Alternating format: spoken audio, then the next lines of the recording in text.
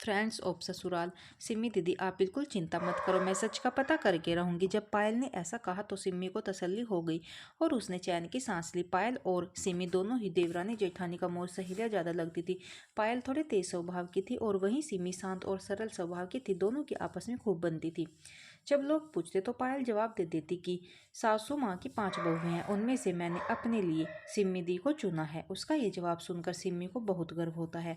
उसे भी कोई इतना प्यार कर सकता है जहाँ किसी को 2 मिनट उससे बैठकर बात करने तक की फुर्सत नहीं थी। सिमी और पायल के अलावा बाकी 3 बहुएं बहुत ही चतुर थी और बस उनका ध्यान जायदाद, गहने और इन्हीं चीज़ों पर लगा रहता था। एक दिन सिमी की सास को न्योता आया कि उनके भाई के इकलौते बेटे की शादी है और उन्हें इसमें जरूर सम्मिलित होना है। सासू माँ ने घर में सबसे कहा तो बाकी बहुओं ने इसमें कोई दिलचस्पी नहीं दिखाई, लेकिन सिमी और पायल ने कहा कि आप चली जाइए, हम सब संभाल लेंगे। सासू माँ 15 दिन के लिए निश्चित होकर चली गई और सबको कुछ दिनों बाद जाना था। शादी से एक दिन पहले सासू माँ सिमी को सबसे बड़ी बहू होने के नाते एक जिम्मेदारी देकर गई थी। सिमी को मामा जी की होने वाली बहू के लिए अंगूठी बनवा के लानी थी, जो रीत के तौर पर उन्हें पहनाई जाने वाली थी। जब उनके घर पहुंचे तो सिमी ने वो बैग जिसमें अंगूठी थी उनकी जिम्मेदारी बाकी की 3 बहुओं को दी, क्योंकि वहां पहुंचते ही उसके बेटे की तबीयत खराब हो गई तो वो उसे देखने में व्यस्त हो गई। तीनों बहुएं इतनी लापरवाही थी कि बैग को भूलकर वो शादी में सम्मिलित होने आई।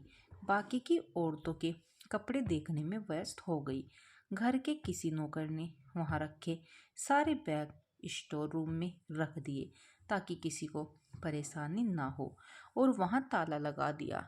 जब रीतें शुरू हुई तो सासू माँ ने सिमी से अंगूठी लाने को कहा। सिमी ने बाकी की बहुओं की तरफ देखा तो किसी को भी पता नहीं था कि बैग कहाँ है।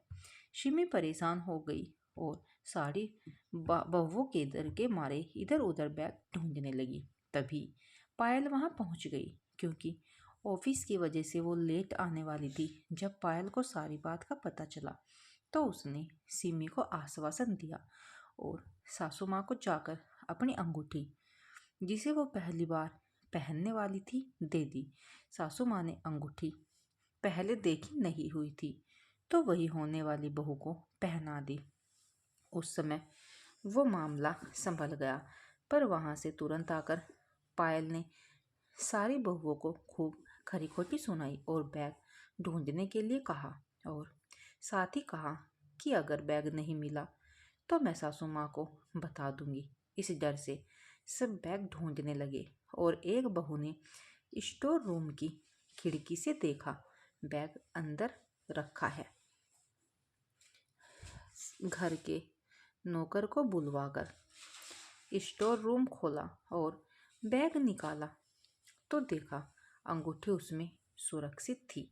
सिमी ने पायल को गले लगा लिया और बोली, आज तुम ना होती तो पता नहीं क्या हो जाता।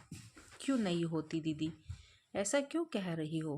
अब कम से कम ये अंगूठी तो मुझे पहना दो, वरना नामित को पता चल गया कि वैलेंटाइन डे पर जो अंगूठी उन्होंने मुझे दी थी वो मैंने आगे सरका दी तो खूब गुस्सा होंगे।